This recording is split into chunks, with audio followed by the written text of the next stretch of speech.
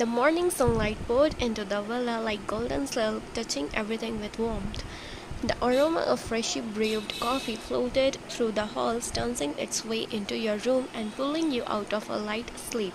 You stretched lazily and smiled when you heard faint jazz music playing downstairs. That was Jungkook's usual Saturday routine: coffee, music, and croissants. You padded down the grand staircase barefoot, wearing one of Jungkook's oversized shirts you'd accidentally taken from the laundry last week. You had no idea it was his. You just liked how soft it was, comfortable, familiar. As you stepped into the living room, you saw him.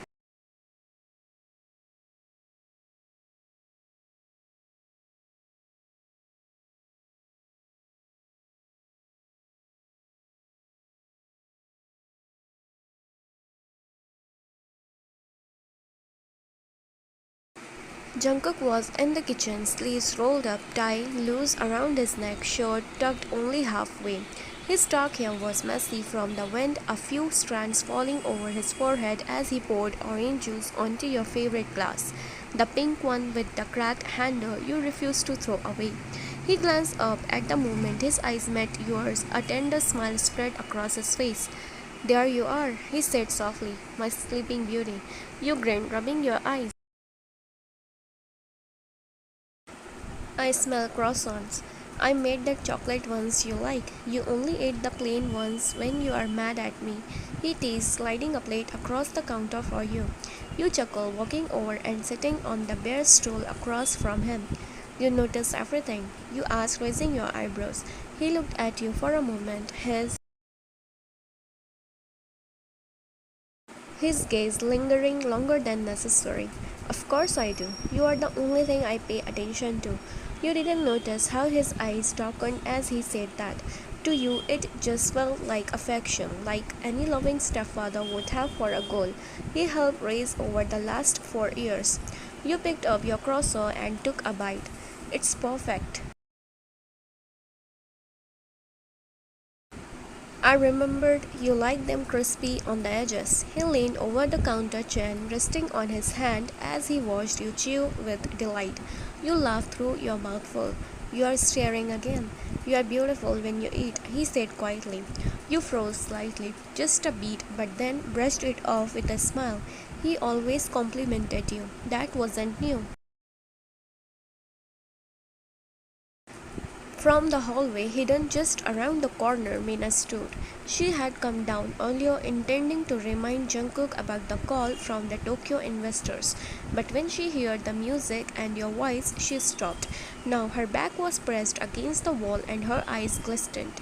She watched you laugh. She watched him lean closer. She watched how his eyes never left you for even a second. It wasn't admiration. It wasn't paternal love. It was hunger, and she knew it. Had known it for months now. She wanted to storm in, grab your hand, and drag you away. But she couldn't, because every time she tried, he reminded her of his power, of who he really was, of what he could do. Mina's hand trembled at her side as she listened to your next words. "You're spoiling me again," you said with a playful pout. "Croissants, fresh juice, my glass. What's next? You will write me a poem?" "If I did, would you frame it?" Jungkook leaned closer, his eyes twinkling. You laughed. "Only if you write it on pink paper." He smoked and his voice dropped just slightly like a silk wrapping around your neck. "Anything for you, darling." Mina flinched. That word again, darling. He never called you daughter, never treated you like one, only like something fragile and precious. Something he wanted to keep. She remembered the conversation from last night. The way he didn't deny her accusation. The way he stared at her and said, "You should have known the moment I married you. It was never about you." Her throat burned with unshed tears. You were laughing again, telling him about your dream, something silly about getting lost in a field of sunflowers and meeting a talking rabbit. You didn't see the way Jungkook tilted his head as if he were memorizing every word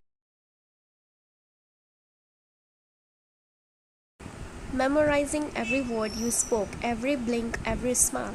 You had no idea. You were the only thing keeping his sanity intact. And Mina had no idea how to stop it anymore. Her daughter was slipping into the arms of the very man she trusted to protect her. She turned away slowly, biting her lip to keep from crying aloud. She whispered to herself, I should have never let him into our lives, but it was too late now, because you were sitting there smiling at him, unaware of the storm building around you, and he was smiling back as if he already owned your soul.